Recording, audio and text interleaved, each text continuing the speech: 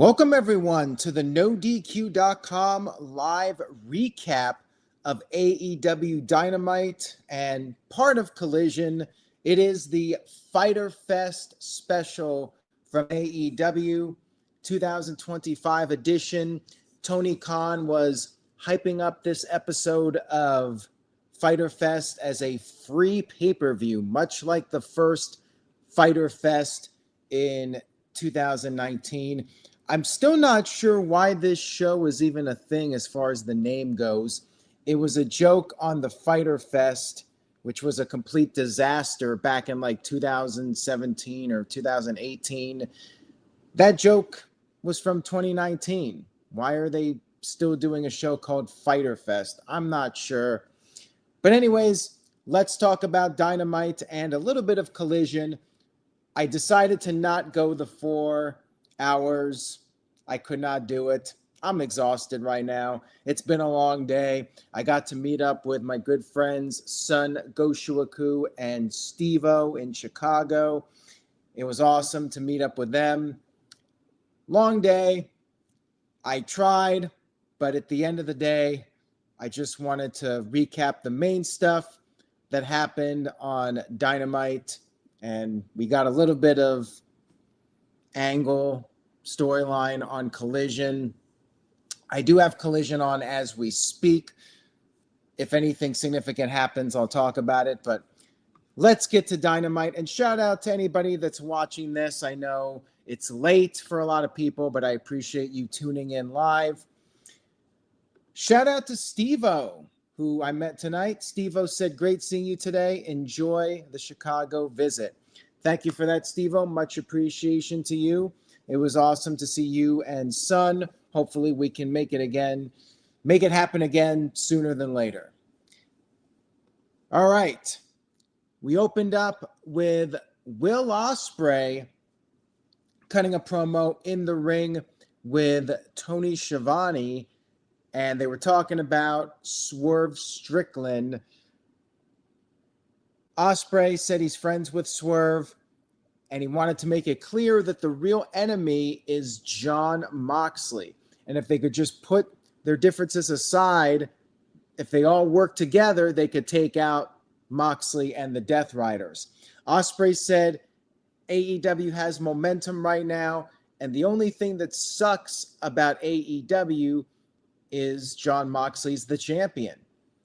Ospreay said he would take a bullet for Swerve, but first and foremost, he would take one for AEW. He called out Swerve for a fight, and they did confirm that the match will take place next week on the 4-hour summer blockbuster, whatever they're calling it. We're getting another Dynamite and Collision.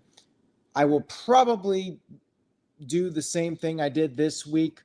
Maybe I will recap 2.5 hours of the show, but it's unlikely that I can last the full 4 hours. Easy for me to say.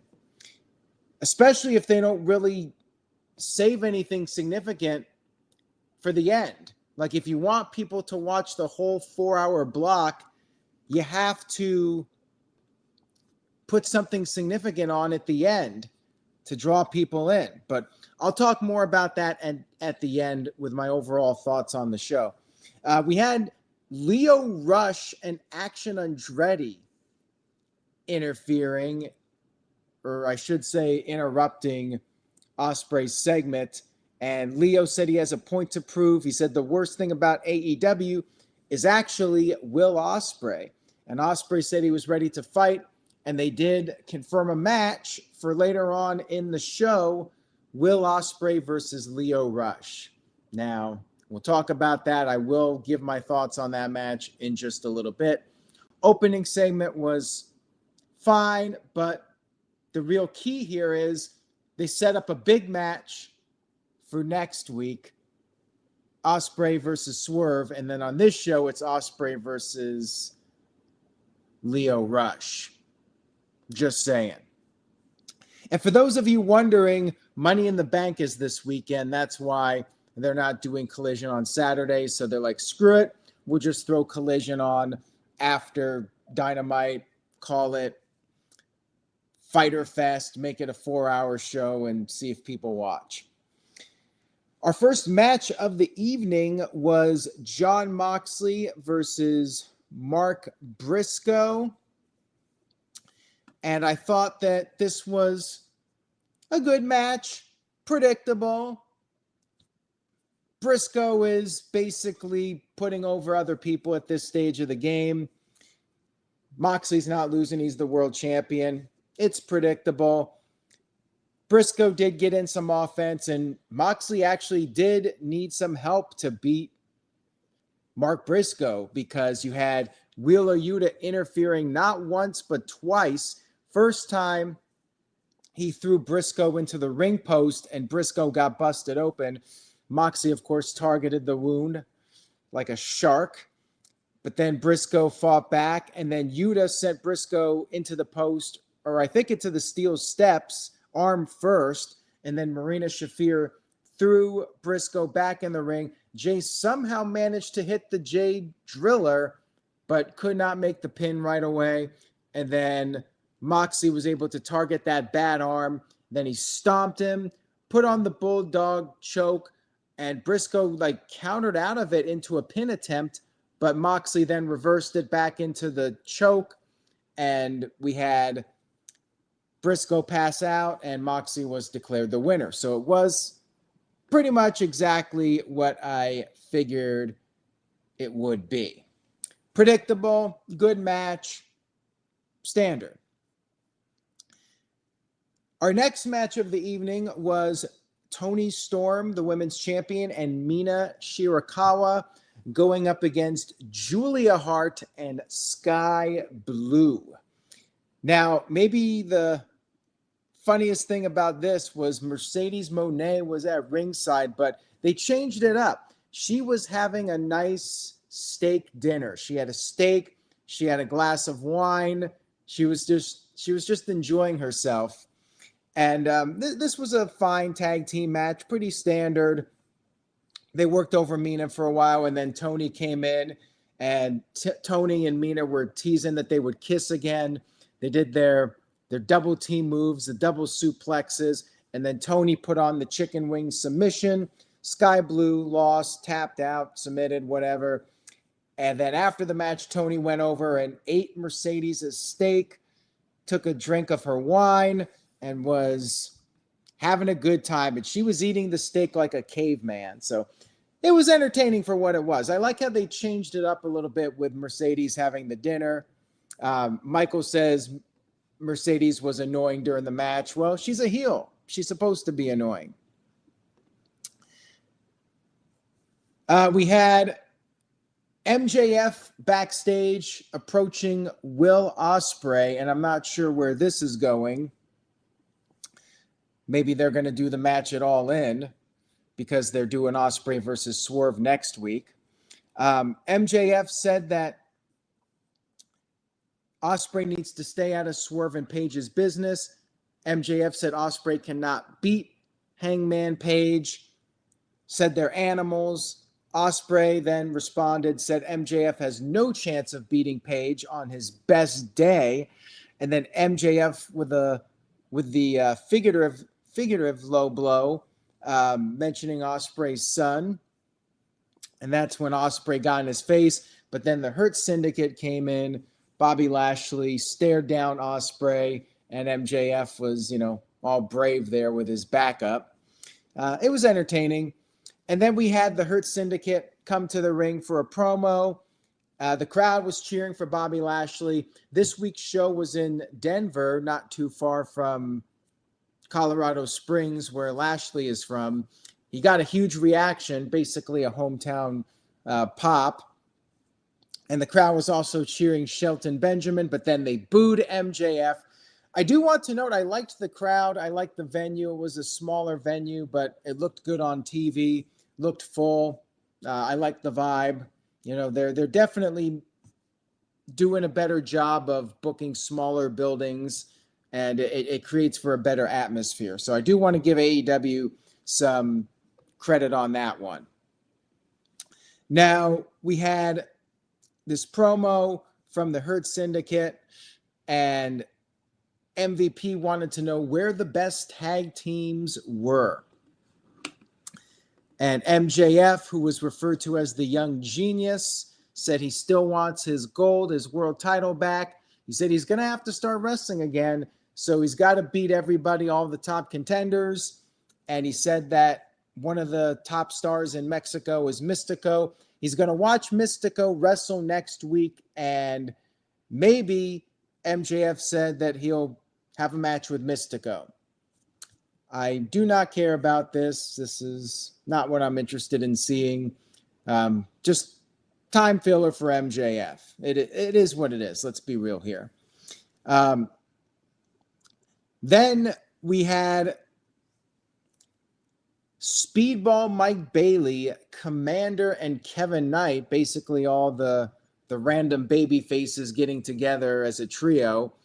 And Komander actually talked and said he doesn't appreciate the Mystico hate.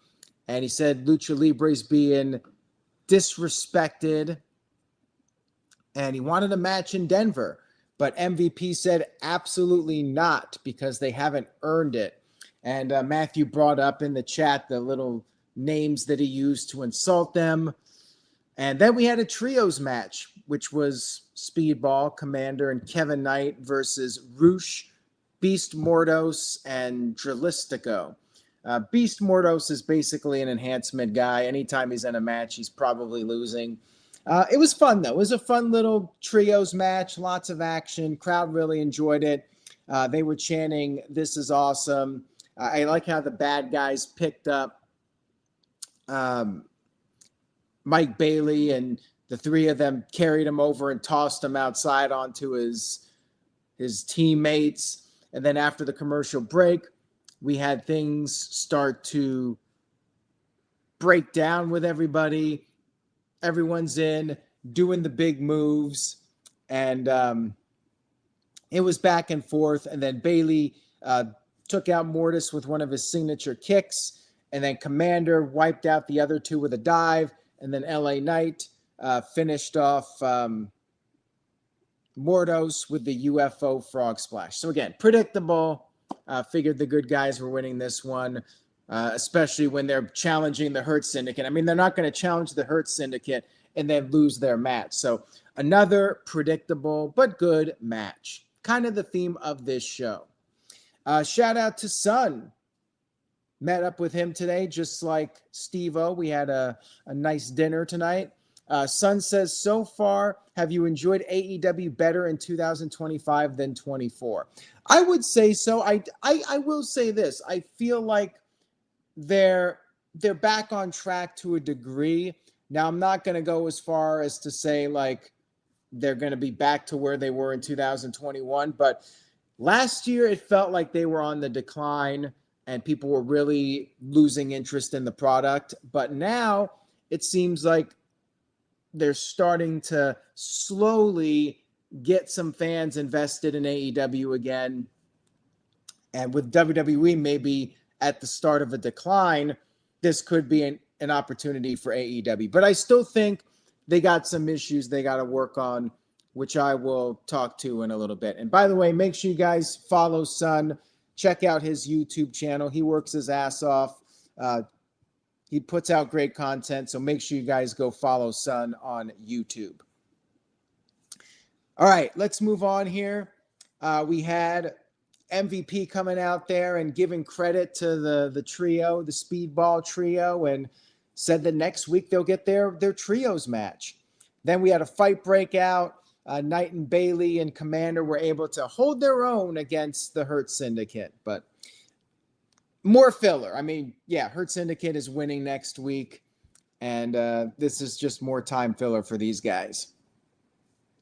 Now, backstage, we had Christian Cage with Nick Wayne, and they're going to be doing a four-way, which at this time is not on Collision, so I'm not going to be talking about it. I'm just waiting for the turn because I figured Christian and Adam Copeland will be teaming up again, and I'm just waiting for that at this point. We had Max Caster come out for the Max Caster Challenge. Max Caster, the best wrestler alive. He got the crowd chanting it. Hey, good for him. You know, his gimmick is total opening match, but the crowd is liking it. So more power to him. And he had the 5 minutes on the clock for any open challenger. And the open challenge was answered by Powerhouse Hobbs. And Powerhouse Hobbs won in less than a minute. It was what it was, you know, just another quick squash match, which I'm cool with. Let Hobbs come out there and beat up somebody. I'm totally down with that. Next up, we had the 4-way for the international title, I think. Kenny Omega defending the championship against Brody King and Claudio and Mascara Dorado. I don't even remember him qualifying, but I haven't been watching Collision, so maybe he won something on Collision. Anyways, this continues the theme of the show. Good match, very predictable. We know damn well Kenny Omega's not losing that title. This is just time filler. So it was a good match. You had Claudio doing a lot of stuff in this one. Brody got busted open, and then Omega built up momentum, worked over all three guys, and then they did a 3-way spot.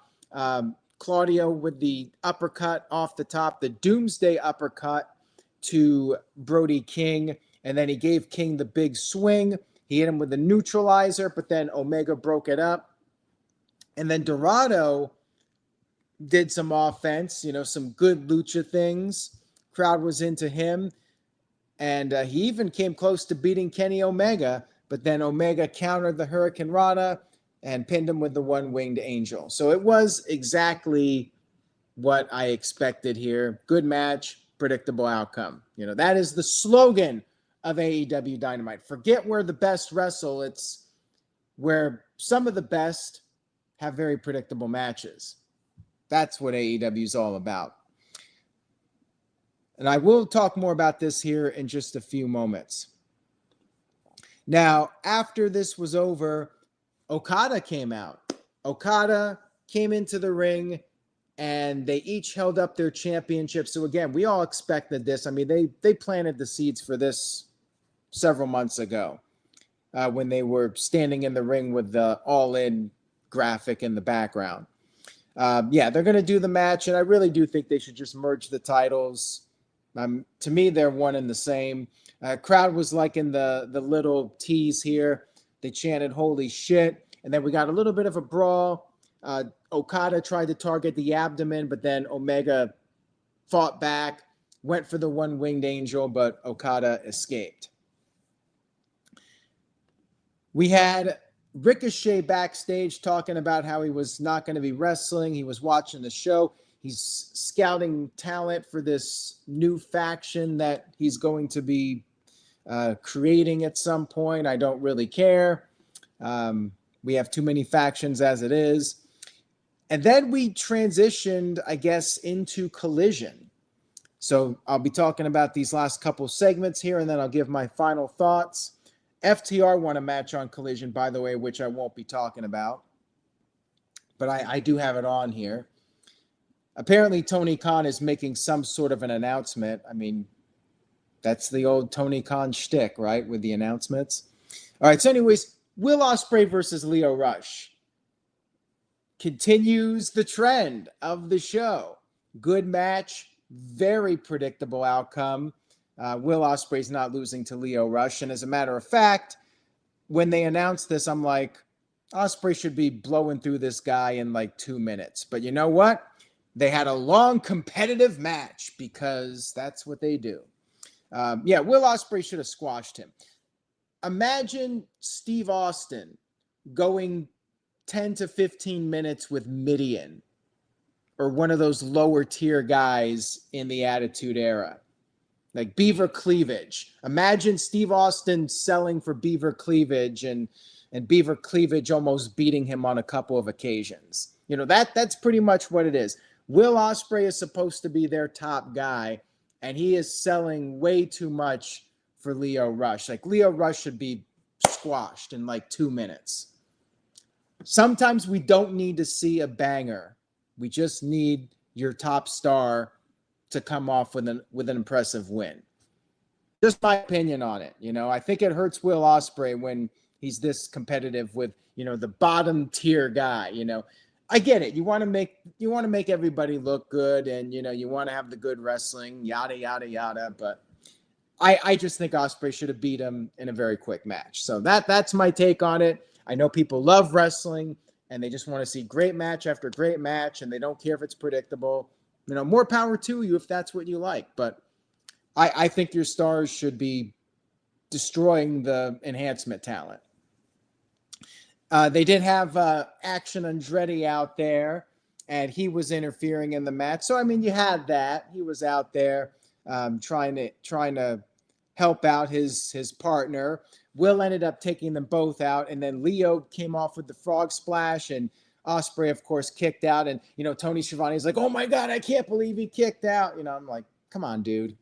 And then Lio tried to use the brass knuckles, but he was unsuccessful. And then Ospreay won with the Styles Clash. So at least he beat him with the Styles Clash. I was thinking they were going to have Lio kick out of that too. They had him kick out of the Oz Cutter, which, quite frankly, I don't even think Lio should be kicking out of the Oz Cutter. But yeah, Ospreay wins. Nobody was shocked by this one. And then Andrade attacked him after the match was over. But then Hangman Adam Page showed up. Page got in there and made the save. He checked on Ospreay. And then Page cut his big promo. And it was at this point I'm like, you know what? I'm ready to do the live stream. You know, right now we got the Outrunners in a tag match with Takeshita, which, I mean, come on. I'm not staying up for this. But yeah, we had Adam Page cutting his promo. They could have saved, I'll tell you what, if they saved the Adam Page promo for the end, maybe I would have tried to stick it out to the end. I might have tapped out regardless. But yeah, Adam Page cut his promo, and he said he doesn't need help from one of the worst men on the planet. He was talking about Swerve Strickland. He said that Swerve threatened the safety of his family, and he is never going to accept help from Swerve. Well, I think we all know where this is going. They're eventually going to work together because this always happens in wrestling. The Swerve would be if there was no Swerve. Anyways, All In Texas, he vowed to win the championship for himself and for all the fans. And then Jon Moxley showed up in the ring, and the Death Riders came out there. They surrounded the ring, but then Will Ospreay ran out there with a chair. He gave Page a chair, and the Death Riders were able to back off. That was the end of my thoughts on this show. There's some more stuff that's happening. I don't know what Tony Khan's announcement is, nor do I care. Probably something regarding a match or something for next week. I don't know. But I will give my thoughts on everything I saw up to this point. It's a 5 out of 10. It was pretty average. The problem with this show, they were hyping it up like it's this pay-per-view quality show, and it really wasn't. Like, it was a lot of matches where the winners were very obvious. And to me, it kind of takes me out. I know, again, people like their banger after banger after banger, but, you know, I just felt like there wasn't a whole lot of substance here. And a lot of stuff on the show was just building up for next week. Like, kind of what they did with Detroit, where all their segments were either very predictable or just hyping up the next show. Like, Ospreay's fighting Lio Rush. Next week, he's fighting Swerve, you know? Next week is the show that sounds way more interesting because they're actually doing a top-tier match. So this is something I think they really need to work on. I know some people are saying, you know, AEW is on the upswing. They need to make their shows more unpredictable. If they want more people tuning in, if they want new fans, you gotta put out some matches that are harder to predict. You know, when you do Moxley versus Briscoe, you know Moxley's winning. When you put Ospreay versus Lio Rush, you know Ospreay's winning. When you put Omega in a title match with three, let's face it, lower card guys. I mean, even Brody King is kind of on the lower end of the spectrum at this point. When they're teasing a match with Okada, you know Omega's not losing. So, you know, when you have like 4, 5, 6 matches where every single winner you can predict, you know, it makes it a skippable show. And that's what I think this was. This was a very skippable show, and I was almost not even going to recap it at all. I was seriously going to consider taking the week off completely, just because I was going to Chicago for a brief trip. And now I feel like, you know, I could have missed it and wouldn't have missed much. Looks like Kyle Fletcher and Takeshita's team won against the Outrunners. Holy crap, I can't believe it. They beat the Outrunners. How did that happen? But anyways, yeah, 5 out of 10. It was fine. It was a fine show, good wrestling, but I mean, I was not all that invested in what was happening during the show. And even what I saw, not even the full 4 hours, I was kind of getting burned out by the end, you know, and that was just like 2 to 2.5 hours. I was just ready to be done. So I wrapped it up. I don't know what else is going to happen, but if something significant happens, I'm sure I'll talk about it on a future stream. Anyways, guys, thank you all again for your viewership. I really do appreciate it. I try to be as fair as possible with these recaps. You know, I really do want to see AEW grow and be able to capitalize on some of the negative thoughts towards WWE right now. You know, this would be an opportunity to really step things up. So I hope they can do that. And again, we'll be doing our predictions. Special start time, 5 p.m. Eastern, 2 p.m. Pacific time, 4 p.m. Central time, which I'm on right now. That'll be our predictions for Money in the Bank. We might talk about Worlds Collide, but I'm looking to try to get through that stream without going into too many matches. So we'll see. Maybe we'll do a quick rundown of it. We'll see. Thank you guys again. Have a great rest of your week. Subscribe to the YouTube channel if you haven't already. And stay tuned for NoDQ.com's predictions of WWE Money in the Bank. I will see you guys then. Say yes to NoDQ, and I will see you all next time.